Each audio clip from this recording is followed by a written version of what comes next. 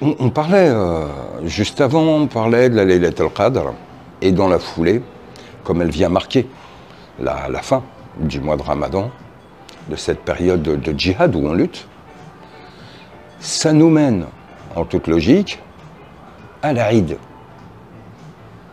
Or, le jour de l'Aïd est quelque chose de très spécifique aussi.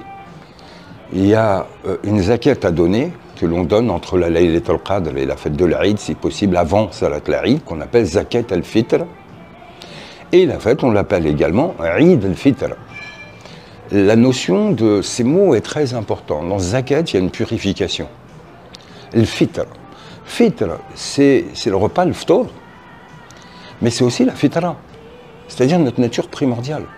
On finit la purification par la zakat pour retrouver notre primordialité.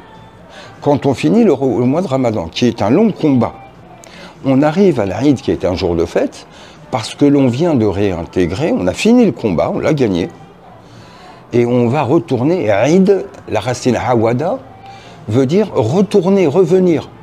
On est revenu à notre fitra. Or, le prophète disait l'islam dinul fitra. C'est la religion de la primordialité. La fitra, c'est l'état originel primordial dans lequel Allah nous a constitués. Fitratallah allati fatara an-nasu alayha. Nous sommes constitués de cet état primordial que l'on perd avec le temps. Et le symbole du Ramadan et de ce combat, c'est de la retrouver. Retrouver toute la noblesse qui est en nous et sortir de cette chute adamique qui nous a fait tomber. Or, au moment du Eid al-Fitr, on revient à notre fitra. La racine Eid, elle est awada, elle est très importante. Parce que c'est une racine avec un harf, l'illa, une lettre faible, alif, waw, ya. Donc, ha, wa, da, wa, le waw. Or, quand elle est au milieu, on peut la remplacer par n'importe quelle voyelle. Quand on a avec le kasra, avec le ya, aïd, c'est la lettre la plus basse. Aoud, awada, c'est le plan du milieu, et aada avec le alif, c'est le plan du haut. Or là, on a tout le chemin initiatique. Aïd, c'est le ya, c'est le bas. C'est quand dans le bas, on arrive à retrouver notre centralité. C'est une fête, c'est une joie, ça y est, j'ai compris. Pour y arriver, awada, aoud, recommence. Il faut recommencer, avec abnégation.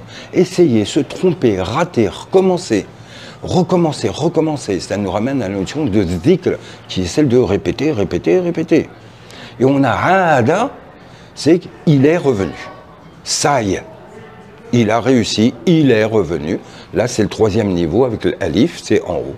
Il est revenu à quoi? À la fitra. Il est revenu à cette pureté originelle. Il est redevenu homme avec un grand H, homme de Dieu. Donc, en soi, c'est une fête qui est très importante. Par exemple, en ce jour-là, il est interdit de jeûner. Peu de djihad, parce qu'il n'est plus nécessaire.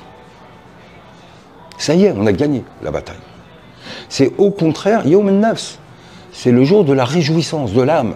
Ça y est, tu as lutté, tu as gagné, maintenant réjouis-toi des conséquences de ta victoire.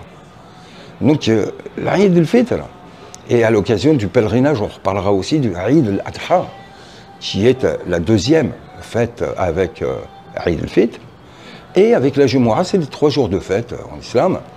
Mais Aïd al-Fitr, oui, c'est un moment où qu'on partage avec les proches, avec les frères, avec les amis, c'est un moment qui est très particulier.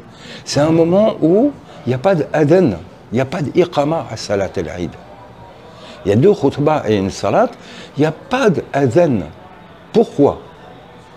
Parce qu'on n'a plus besoin de nous rappeler les choses, on a retrouvé notre primordialité, on n'a plus besoin de rappel extérieur pour nous souvenir que l'on doit aller en salat, en sila, en lien avec le Seigneur.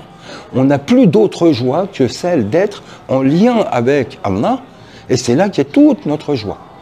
Donc ça, on n'a plus besoin de nous le rappeler. C'est comme quelqu'un qui a faim, on n'a pas besoin de lui rappeler qu'il faut manger, il va vite sauter sur la première nourriture qu'il trouvera. Ben là, c'est pareil. C'est pareil. Et c'est pour ça que ces moments-là sont vraiment capitaux, sont vraiment importants. Donc fêtez-les dans la joie, l'allégresse.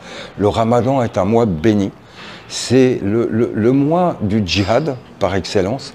Le prophète, les 10 derniers jours, il les passait en i'tikaf. Des fois même, c'est des périodes d'isolement qu'il prolongeait, même en Sha'ban des fois. Donc la notion de l'i'tikaf, c'est le fait de s'immobiliser. Et pour ça, on est dans la mosquée, etc. Mais on en reparlera, Inch'Allah. En tout cas, concentrez-vous sur cette notion du Eid, qui est justement le fruit de notre détermination qui a pris corps lors de la Laylat al-Qadr.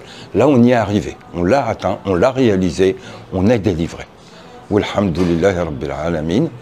Et bien, Eid Mabrouk à tout le monde, à vous tous. Eid Mubarak, Allahumma ghfir ad-dunub.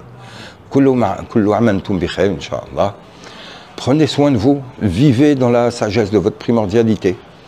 Soyez le cœur apaisé et proche de Dieu, Inch'Allah. Salam alaikum.